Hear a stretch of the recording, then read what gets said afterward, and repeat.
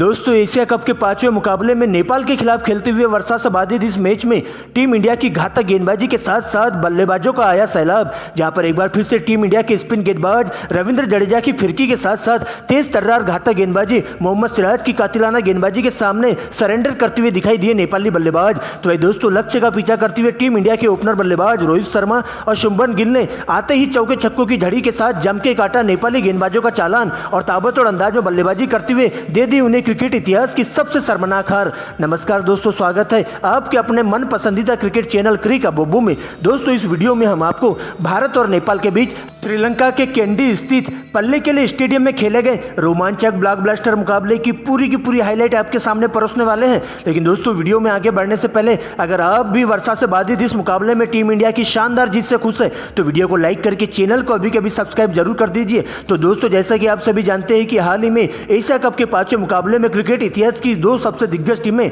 भारत और नेपाल की टीमें एक दूसरे से कैंडी स्थित पल्लेकेले स्टेडियम में दो हाथ करने के लिए भिड़ी थी, जहां पर दोस्तों दोनों टीमों को सुपर 4 में पहुंचने के लिए इस मुकाबले में जीत हासिल करना काफी जरूरी हो गया था, जिसमें रोहित पौडेल नेपाल तो वही रोहित शर्मा भारतीय टीम के लिए कप्तानी करते हुए देखे गए थे। दोस्तों इसके बाद दोपहर 3 बजे से मुकाबले में टॉस किया जाता है, सिक्का उछाला जाता है और सीधा टीम इंडिया के कप्तान रोहित शर्मा के पक्ष में जाकर गिरता है, जहां पर रोहित शर्मा टॉस जीतकर सबसे पहले गेंदबाजी करना पसंद करते हैं। तो वही दोस्तों नेपाल की टीम को पहले बल्लेबाजी करने के लिए आमंत्रित किया जाता है। दोस्तों इस मुकाबले के लिए दोनों टीमों की प्लेइंग 11 में एक जरूरी बदलाव देखने को मिला था। दोस्तों इसके बाद भारतीय टीम के लिए जसप्रीत बुमराह के बदले मोहम्मद शमी को खेलने का मौका दिया गया। दोस्तों इसके बाद नेपाल की पारी की शुरुआत करने के लिए टीम के दो धाकड़ ओपनर बल्लेबाज आसिफ शेख और कुशल भुरतेल मैदान पर आते हैं, जिनके कंधों पर टीम को ठोस शुरुआत देने की जिम्मेदारी होती है। तो वे दोस्तों टीम इंडिया के लिए पहले ओवर की गेंदबाजी करने के लिए घातक गेंदबाज मोहम्मद सिराज आते हैं, जहां पर दोस्तों ओवर की दूसरी गेंद पर विराट कोहली के द्वारा कुशल भुरतेल का आसानी से कैच छोड़ दिया जाता है, जिसके बाद दोस्तों कुशल भुरतेल इसी ओवर की अंतिम दो गेंदों पर बैक टू बैक 2 करारे चौके जड़ देते हैं और इस प्रकार से सिराज के एक ही ओवर में 8 रन बटोर लेते हैं। दोस्तों इसके बाद दूसरे ओवर की गेंदबाजी करने के लिए टीम इंडिया के तेज गेंदबाज हार्दिक पांड्या की एंट्री होती है और अब उनका सामना होता है आसिफ शेख से। यहाँ पर पांड्या एक सटीक लाइन लेंथ के तहत गेंदबाजी का नजारा पेश करते हैं और गेंद को इनस्विंग आउटस्विंग करवाते हुए हवा में लहराते हुए आसिफ शेख को पूरी तरह से उलझाकर रख देते हैं और इस प्रकार से अपने इस ओवर में 2 सिंगल की मदद से केवल 2 रन देते हैं और इस प्रकार से नेपाल का स्कोर 2 ओवर की समाप्ति पर 10 रनों तक पहुंच जाता है। लेकिन दोस्तों इसके बाद तीसरे ओवर में एक बार फिर से मोहम्मद सिराज गेंदबाजी करने आते हैं, जहां पर दोस्तों ओवर की चौथी गेंद पर स्लिप में खड़े रोहित शर्मा भी आसानी से कैच ड्रॉप कर देते हैं। तो वही तेजी से फेंकी गई 5वीं गेंद टप्पा पड़ने के बाद इनस्विंग होकर अंदर की तरफ आती है और आकर सीधा कुशल भुरतेल के पैर से जाकर लगती है, जहां पर दोस्तों तेज अपील देखने को मिलती है और अंपायर के द्वारा इसे आउट करार दे दिया जाता है। लेकिन दोस्तों डीआरएस लेने पर क्लियर हो जाता है कि गेंद स्टंप के जस्ट ऊपर से निकल रही थी। ऐसे में अंपायर को अपने डिसीजन को वापस लेना होता है और इसके बाद इसी ओवर की अंतिम गेंद पर एक करारा चौका आसिफ शेख के द्वारा जड़ दिया जाता है। इसके बाद दोस्तों दोनों ही बल्लेबाज मिलकर काफी संभल कर खेलते हुए दिखाई देते हैं और भारतीय गेंदबाजों का डटकर मुकाबला करते हुए सिंगल डबल की मदद से नेपाल के स्कोर को आगे बढ़ाने का काम करते जाते हैं। दोस्तों इसके बाद कप्तान रोहित शर्मा 6वें ओवर में सबसे पहले बैट्समैन कुलदीप यादव के हाथों में गेंदबाजी थमा देते हैं, जहां पर दोस्तों कुशल भुरतेल का विकराल रूप देखने को मिलता है और कुलदीप यादव के एक ही ओवर में बैक टू बैक 3 करारे चौके जड़ देते हैं। तो भाई दोस्तों अगले ही ओवर में एक बार फिर से सर जडेजा को टारगेट करते हुए आसिफ शेख भी अपनी अंदाज में बल्लेबाजी करते हुए दिखाई देते हैं और देखते ही देखते जडेजा के एक ही ओवर में 2 बैक टू बैक चौके जड़ देते हैं और इस तरह से दोनों ही बल्लेबाजों के बीच में 50 रनों की अटूट साझेदारी पूरी हो जाती है। लेकिन दोस्तों इस पनपती हुई साझेदारी को तोड़ने के लिए टीम इंडिया के मीडियम पेस गेंदबाज 10वें ओवर की गेंदबाजी करने आते हैं, जहां पर शार्दुल ठाकुर आते ही 65 के स्कोर पर नेपाल की टीम को पहला बड़ा झटका कुशल भुरतेल के रूप में दे देते हैं, जहां पर कुशल भुरतेल 25 गेंदों में 38 रनों की पारी खेलकर ईशान किशन के हाथों कैच आउट होकर डगआउट की ओर लौट जाते हैं। दोस्तों इसके बाद नए बल्लेबाज के रूप में भीम साकरी मैदान पर आते हैं, लेकिन दोस्तों इसके बाद सर जडेजा का कहर देखने को मिलता है और जितने भी नए बल्लेबाज आते हैं उनको जल्दी से पवेलियन का रास्ता दिखाते हुए चले जाते हैं, जहां पर दोस्तों सर जडेजा के द्वारा 16वें ओवर की अंतिम गेंद पर 7 रनों के निजी स्कोर पर भीम साकरी को क्लीन बोल्ड कर देते हैं। तो दोस्तों इसके बाद नए बल्लेबाज कप्तान रोहित पौडेल आते हैं और संभल कर खेलने की कोशिश करते हैं, लेकिन दोस्तों एक बार फिर से सर जडेजा की फिरकी के जाल में बुरी तरह से फंस जाते हैं और 5 रनों के निजी स्कोर पर कप्तान रोहित शर्मा के हाथों कैच आउट होकर डगआउट की ओर लौट जाते हैं और इस प्रकार से 93 के स्कोर पर नेपाल की टीम 3 बहुमूल्य विकेट गंवा देती है। दोस्तों इसके बाद नए बल्लेबाज के रूप में कुशल माला आते हैं और 22वें ओवर की 5वीं गेंद पर सर जडेजा उन्हें सिराज के हाथों कैच आउट करके मात्र 2 रनों के निजी स्कोर पर पवेलियन कर लौटा देते हैं। और इस प्रकार से एक छोर से आसिफ शेख अभी भी अंगद की तरह डटे हुए रहते हैं, तो दूसरे छोर से नेपाल के बल्लेबाज पूरी तरह से धाराशायी होते हुए चले जाते हैं। और इस प्रकार से दोस्तों अब नए बल्लेबाज आसिफ शेख का साथ देने के लिए गुलशन जहां मैदान पर आते हैं और दोनों ही बल्लेबाज संभल कर खेलते हुए टीम इंडिया के स्पिन गेंदबाजों के साथ साथ तेज गेंदबाजों का डटकर मुकाबला करते हुए चले जाते हैं। जहां पर दोस्तों 26वें ओवर में कुलदीप यादव को टारगेट करते हुए Asif Sheikh back to back 2 करारे चौके जड़ देते हैं और इस प्रकार से तूफानी अंदाज में अपना अर्धशतक पूरा कर लेते हैं।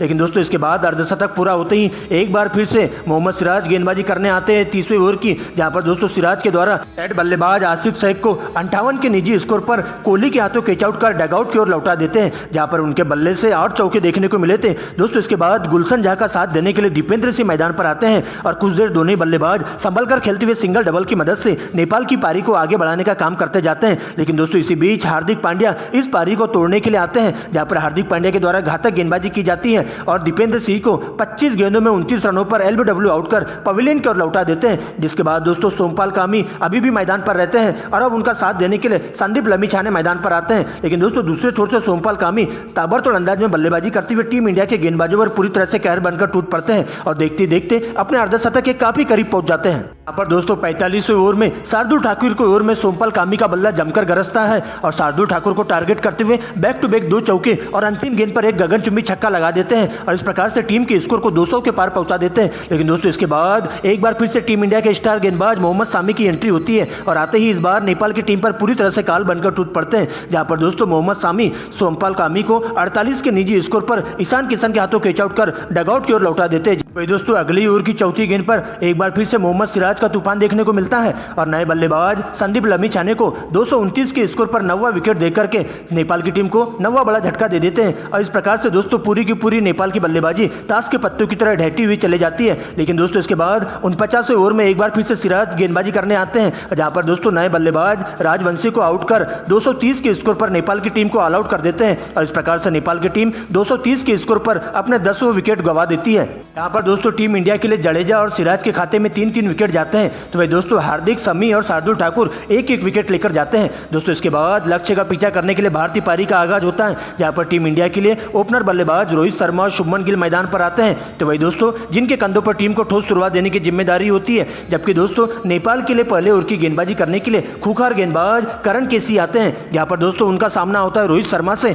और पहली ओवर में पूरी तरह से उलझाते हुए अपने इनस्विंग आउटस्विंग गेंदबाजी से कप्तान रोहित शर्मा को बिल्कुल भी हाथ खोलने का मौका नहीं देते हैं और इस प्रकार से करण केसी का यह ओवर मेडन जाता है। दोस्तों इसके बाद दूसरे ओवर में सोमपाल का सामना होता है शुभमन गिल से, जहां पर शुभमन गिल अपने हाथ खोलते हुए बैक टू बैक 3 करारे चौके जड़ देते हैं और टीम इंडिया के स्कोर को 20 रनों के पार पहुंचा देते हैं। लेकिन दोस्तों इसके बाद इंद्रदेव प्रसन्न हो जाते हैं और तेज बारिश शुरू हो जाती है, जिसके बाद दोस्तों एक बार फिर से बारिश रुकती है और कवर्स को हटाया जाता है। लेकिन दोस्तों इसके बाद अंपायर के द्वारा नया डिसीजन लिया जाता है कि अब टीम इंडिया को 23 ओवर में इस मुकाबले में जीत हासिल करने के लिए 145 का टारगेट दिया जाता है, जहां पर दोस्तों आते ही रोहित शर्मा और शुभमन गिल ताबड़तोड़ अंदाज में बल्लेबाजी करना शुरू कर देते हैं और पूरी तरह से अटैकिंग क्रिकेट खेलते हुए वनडे में T20 वाली बैटिंग करना चालू कर देते हैं, जहां पर दोस्तों सबसे पहले करण केसी को टारगेट करते हुए शुभमन गिल के द्वारा एक ही ओवर में बैक टू बैक 2 चौके जड़ दिए जाते हैं। तो वही दोस्तों अगली ओवर में रोहित शर्मा का गुस्सा फूटते हुए दिखाई देता है, जहां पर रोहित शर्मा भी सोमपाल को टारगेट करते हुए 2 गगनचुंबी छक्के लगा देते हैं और इस प्रकार से ताबड़तोड़ अंदाज में बल्लेबाजी करते हुए टीम इंडिया के लिए बहुमूल्य रन जोड़ने का काम करते जाते हैं और देखते देखते दोनों ही बल्लेबाजों के बीच में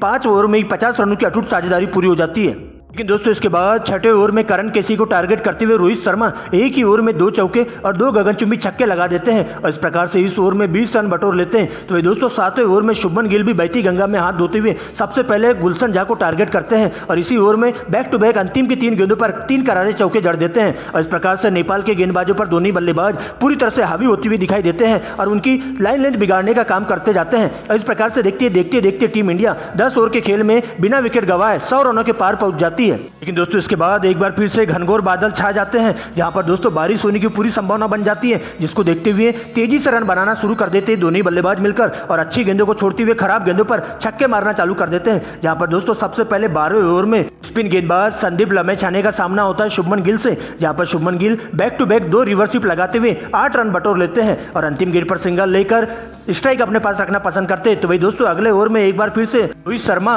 गुलशन झा को टारगेट करते हुए अंतिम गेंद पर गगनचुंबी छक्का लगा देते हैं और इस प्रकार से मात्र 37 गेंदों में ही अपना 50 पूरा कर लेते हैं। तो ये दोस्तों अगले ही ओवर में शुभमन गिल भी ताबड़तोड़ अंदाज में बल्लेबाजी करते हुए करण केसी के अंतिम गेंद पर चौका जड़ते हुए अपना तूफानी अर्धशतक पूरा कर लेते हैं और इस प्रकार से टीम इंडिया को जीत की दहलीज पर लाकर खड़ा कर देते हैं और देखते देखते टीम इंडिया 20 ओवर में ही जीत के काफी करीब पहुंच जाती है, जहां पर दोस्तों 21वें ओवर की पहली गेंद पर करण केसी को शुभमन गिल के द्वारा जोरदार चौका जड़ दिया जाता है और इस प्रकार से इस मुकाबले में 10 विकेट से जीत हासिल कर लेती है टीम इंडिया। जहां पर दोस्तों रोहित शर्मा के बल्ले से 59 गेंदों में 74 रनों की तूफानी पारी देखने को मिली, जहां पर उनके बल्ले से 6 चौके तो वही 5 गगनचुंबी छक्के लगाए गए। तो ये दोस्तों शुभमन गिल ने 62 गेंदों में 67 रनों की आतिशी पारी खेली, जहां पर उनके बल्ले ने भी 8 चौके और 1 गगनचुंबी छक्के लगाए और इस प्रकार से वर्षा से बाधित इस मुकाबले में टीम इंडिया ने ताबड़तोड़ अंदाज में बल्लेबाजी करते हुए चौके छक्कों की बरसात के साथ बिना कोई और विकेट गंवाए स्कोर बोर्ड पर 145 रनों के स्कोर को आसानी से हासिल कर लेती है और इस प्रकार से टीम इंडिया सुपर 4 में पहुंच जाती है। नेपाल की टीम को 10 विकेट से रौंदते हुए उन्हें क्रिकेट इतिहास की सबसे शर्मनाक हार दे देती है।